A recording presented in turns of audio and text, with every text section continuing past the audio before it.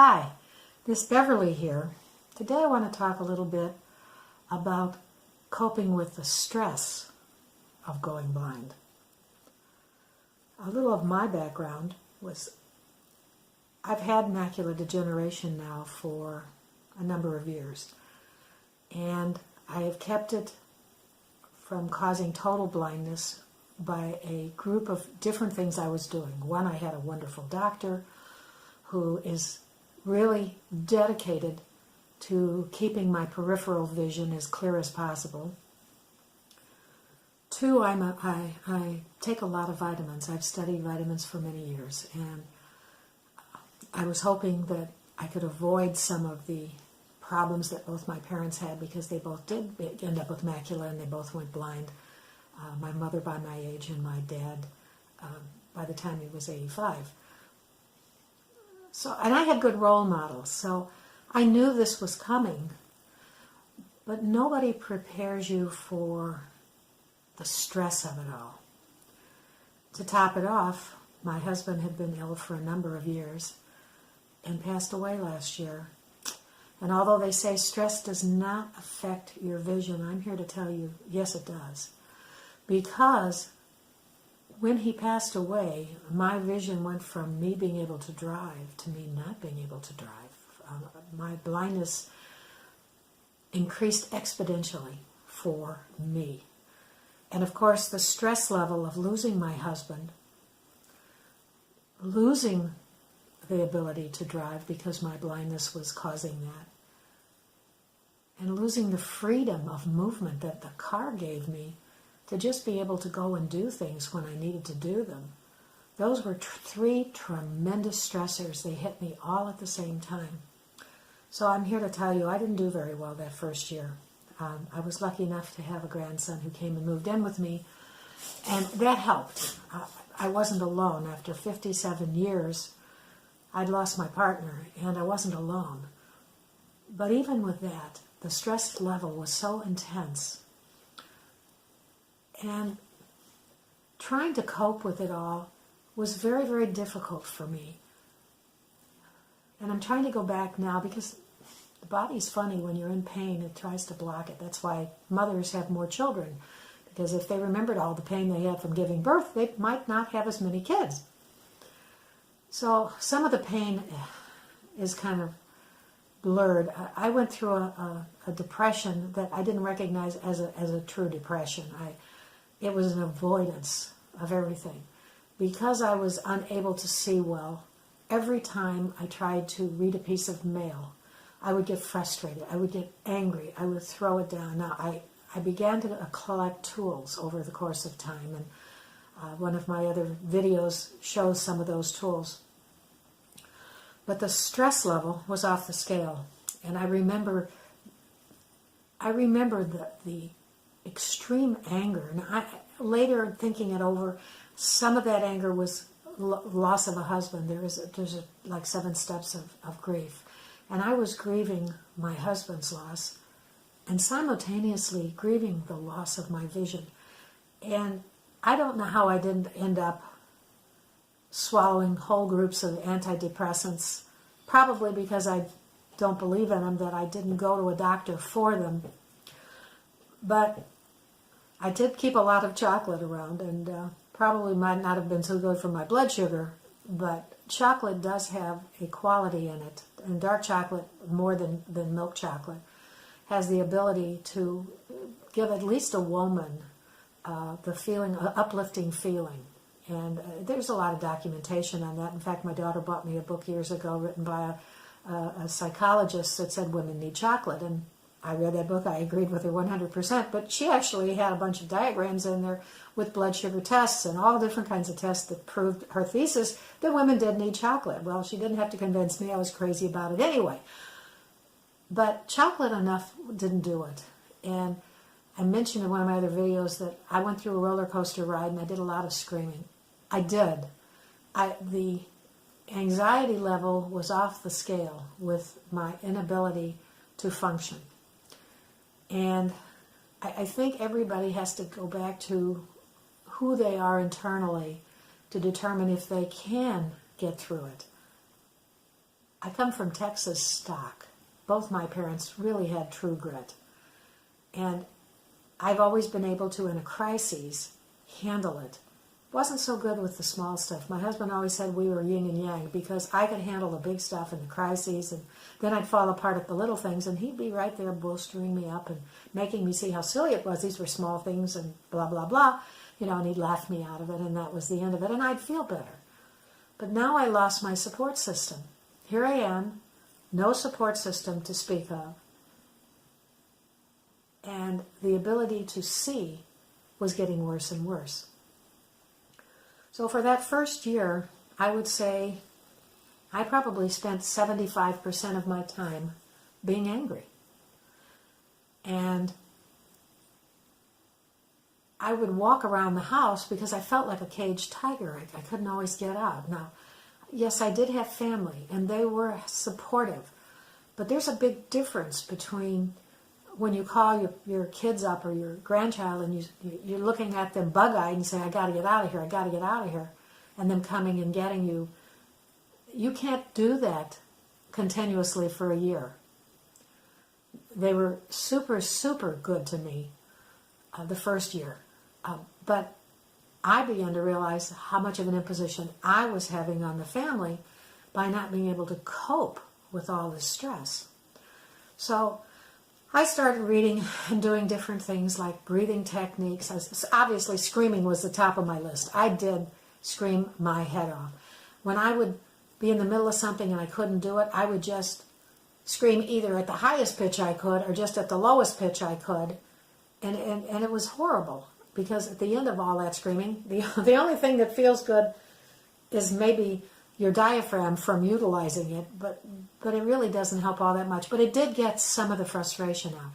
Now people said to me, well, why didn't you go to a support group? Well, that would require me having someone who had to drive me on a regular basis to and from a support group, which with a busy family everybody worked, how could I do that? I couldn't. So I really had to do my own support group. I had to figure this out for myself. And because everybody is an individual, a lot of what I did is probably not going to be something you could do. But by listening to me, maybe you realize that what you're doing isn't, it's okay. It's okay to scream and stomp and run around the house and just throw things because you got to get it out of your system. However, in my studies with vitamins, I came across a group of vitamins or nutrients, whatever they're considered, that are called adaptogens. Now, an adaptogen is an interesting herb. It goes into the system, and there are 8 adaptogens. If you look up, Google adaptogen, ADAPTAGIONS, I think, adaptogen. I might not have spelled that right. I probably should have written that down before I started talking about it. But my point is this. You will be familiar with some of them. One of them is ginseng. That one is one that supposedly gives you inner strength. It gives you energy. It works on the brain. That's one adaptogen. Another one, which is very famous in India, is ashwagandha. Don't ask me how to spell it. I can pronounce it. And then I heard about one, and I brought this one out because this is the one that I use, and it's called rhodiola rosea root. And rhodiola rosea root is an interesting adaptogen because you can take it, and if your serotonin level is low, it will boost it. Now, what does that mean? Well, that's our happy juice. When we have a high serotonin level, we're feeling good. When we're on a high, our serotonin level is really going streaming. When runners run, they push past their tiredness and they get a second wind and they feel exhilarated. That's serotonin. That's a product that is produced inside the brain. I believe there are drugs on the market that also will cause the brain to have the serotonin level flow. But I discovered rhodiola, and I have found it to be better than Valium. Now, I have Valium in the house, and Valium is basically kind of a relaxant and a sedative. And I did have that, and I did utilize it in small doses, primarily just after I screamed and ranted and raved, just to calm down. But then one day, I read about rhodiola, and I brought it into the house. And one day, instead of reaching for the Valium, I reached for the rhodiola. Now, a lot of vitamins, if you take them, you must take them with food, but not so much with herbs. Herbs are food in their own right. And I took this rhodiola, and I thought, well, it can't hurt me. Let's see if it does anything better than Valium.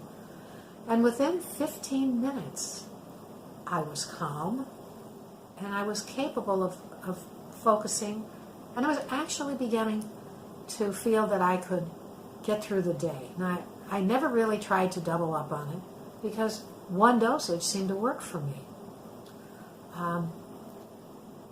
But I wanted to share that with you because I have since found that that has been the biggest single help with stress. Even today, with all my tools, the stress of learning all the stuff I had to do to keep this house functioning, keep the bills paid. And if that wasn't stress enough, keeping the house functional, the dishes clean, the laundry done, the house clean, if that wasn't enough, I have a lot of wonderful computer tools. But as I would upgrade my computer tools, what was happening was everything that I had learned in the last set of my computers was no longer in the same place. There's no such thing as standardization. And when you upgrade from Office 98 or Windows 98 to Windows 2007 to Windows 10, everything is different. And it was always a challenge when I would upgrade to be able to figure out how to utilize my new computers. But the challenge is even worse when you can't see well enough to see where your vision is. You know where the file and the edit were on the old system. Well, now you put even if I got and put my magnifier over those sections, everything was changed. So the stress level of trying to learn the new systems so that I could even write a letter. I went to online emails and could not figure out my emails because they used all icons and I wasn't familiar with it. So everything I tried to do to communicate with people outside of my house phone, my landline, changed. The stress level for something like that is pretty high if you can see well. I have a friend that I gave a Kindle to, and her stress level, she sees fine. Her stress level was really high because she wanted me to help her with the Kindle. And I have a Nook, but the Kindle was on sale, and I got her a Kindle, and I looked at her and I said, it doesn't work the same as my Nook. I can't help you. Talk to one of your children, one of your grandchildren to help you with that. But some of the stress that I have gone through has been with the help of good nutrition, raising the level of certain vitamins because stress knocks the vitamin out of your system. For example, vitamin B is a very good vitamin to increase because it does help with the stress level. In fact, you can go into the vitamin store and you can ask for vitamin B stress vitamins, and they will give you the vitamins already put together in a group, a complex for stress.